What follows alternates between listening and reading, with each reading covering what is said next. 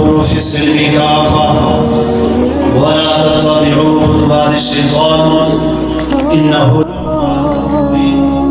قال الله عز وجل ومن يبتغي غير الإسلام دينا فلن يقبل منه وهو في الآخرة من الخاسرين ببركة إن الله وملائكته يصلون على النبي يا أيها الذين آمنوا صلوا عليه وسلموا تسليما اللهم صل على سيدنا ومولانا محمد وعلى آل سيدنا وأصحاب سيدنا ومولانا محمد وبارك وسلم عليه محبت عقیدت کے ساتھ حضرت السلام والصلاة والسلام علیک یا سیدی یا رسول اللہ وعلى آلک وصحابک یا حبیب اللہ والصلاة والسلام علیک یا سیدی یا رسول اللہ وعلى آلک وصحابک یا نبی اللہ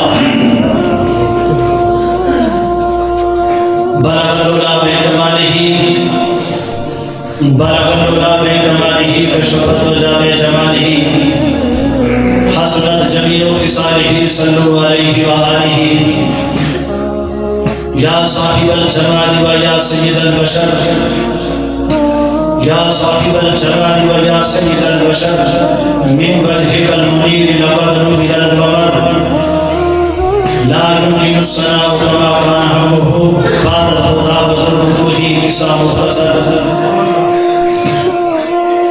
بزم تصورات سجی تھی ابھی ابھی بزم تصورات سجی تھی ابھی ابھی نکاحوں میں مدینے کی گلی تھی ابھی ابھی اور جبریل امین ملائکہ سے معلوم کر رہے تھے جبریل امین ملائکہ سے معلوم کر رہے تھے کہ کس کی زبان پر نعت مصطفیٰ سجی تھی ابھی ابھی کس کی زبان پر نعت مصطفیٰ سجی تھی ابھی ابھی حمد و ثنا اللہ جل جلالہ و امن والہ آدم و شرح کے لیے لا تعداد درود و سلام بارگاہ خیر الانام میں پیش کرنے کے بعد مقتدر علماء کرام اور احباب ذمہ دار اسلامی کانفرنس کے اندر جلوہ افروز ہو کر خیر و برکات کو حاصل کرنے والے خوش بختوں السلام علیکم ورحمۃ اللہ وبرکاتہ چند معروضات احباب کی سماعتوں کی نظر کوشش کروں گا کہ جو بنیادی پیغام ہے اس کو آپ تک پہنچایا جائے جس طرح اسلام کے ارکان ہیں 5 ارکان اسی طرح اس کے بنیادی ارکان 2 ہیں کتنے ہیں 2 کچھ ہی بولو 2 ارکان ہیں ایک صحیح عقیدہ ہونا اور دوسرا اعمال صالحہ کا ہونا اور ان 2 میں سے جو بنیادی رکن ہے وہ عقیدہ ہے اب ہم بنیاد کو چھوڑ کر جو بندہ تبلیغ کرے دین اسلام کی بات کرے اور اپنے آپ کو مسلمان کرائے وہ خود اور اس کا گروہ اپنے آپ کو مسلمان کو ڈکلیئر کرتا ہے لیکن قرآن اور حدیث مصطفیٰ قدم اس پر مطمئن نہیں ہے اس کے رویے سے اس کی سوچ سے اس لیے کہ عقیدہ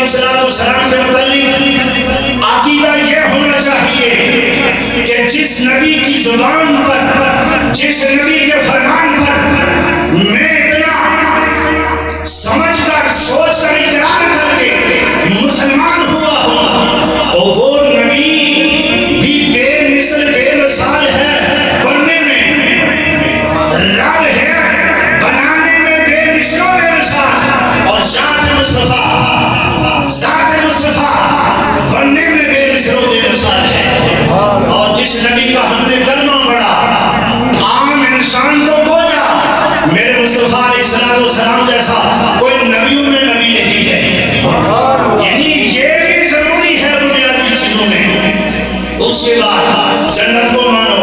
دوزخ کو مانو، اور جو کتاب نبی صلی اللہ علیہ وسلم پر نازل ہوئی اس کو ماننا ہے، ضروری ہے، لیکن جن کتابوں کو ہم نے دیکھا نہیں ان کو بھی ماننا ہے۔ ایک نبی کا کلمہ بڑا ہے، لیکن نبی نے صلی اللہ علیہ وسلم نے باقی نبیوں پر بھی ایمان لانے کے لیے کہا ہے، ان نبیوں کو بھی ماننا ہے۔ یہ ہے عقیدے والی چیز۔ اس پر ہم ڈمڈول ہو جاتے ہیں۔ بھائی نماز کی بات کرو، روزے کی بات کرو، حج کی بات کرو اور اصلاحی بات کرو، سب سے بڑی اصلاح یہ ہے کہ بندہ مومن کا عقیدہ اللہ اور اس کے رسول کے متعلق کیا ہونا چاہیے کہ اغیار نے اور یہود و نصارہ کے ایجنٹوں نے جو اپنی کتابوں میں لکھا ہے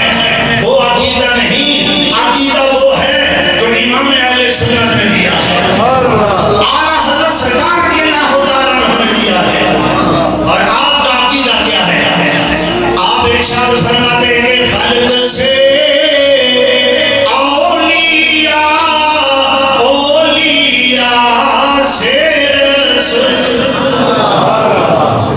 خلق سے اولیاء، اولیاء سے رسول، سارے کو خلق سے اولیاء، اولیاء سے رسول، اور رسولوں سے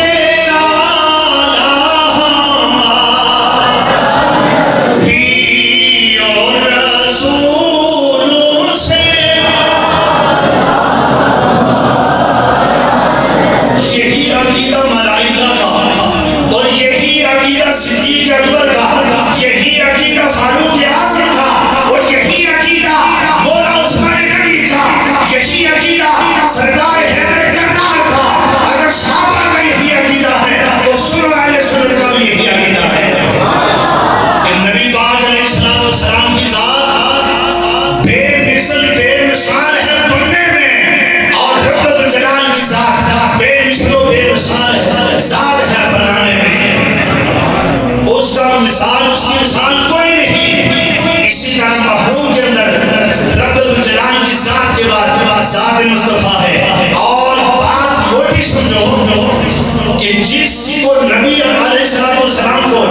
ماننے کے لیے اتنا ضروری ہے کہ سارے کا سارا دین، سارے کا سارا اسلام نبی پاک علیہ السلام کی ذات مبارکہ اور لب یوحنا سے نکلا ہوا ہے۔ میرا نبی جو فرمائے وہی مانو، یہی دین ہے۔ نبی پاک علیہ السلام نے ہمیں چلنا سکھایا، اسی طرح چلو، یہی سلام ہے۔ سرکار علیہ السلام نے بہن بھائیوں کے ساتھ، رشتہ دار اقارب کے ساتھ جس طرح تعلق رکھنے کے لیے فرمایا ہے اسی طرح رکھو، یہی سلام ہے۔ اپنا ہونا بچھونا، چلنا پھرنا، بیٹھنا اٹھنا، زندگی کا ایک ایک لمحہ نبی پاک علیہ السلام کی سنت مبارکہ کے مطابق گزارو، یہی سلام ہے۔ اللہ رب العالمین عمل کی توفیق عطا فرمائے۔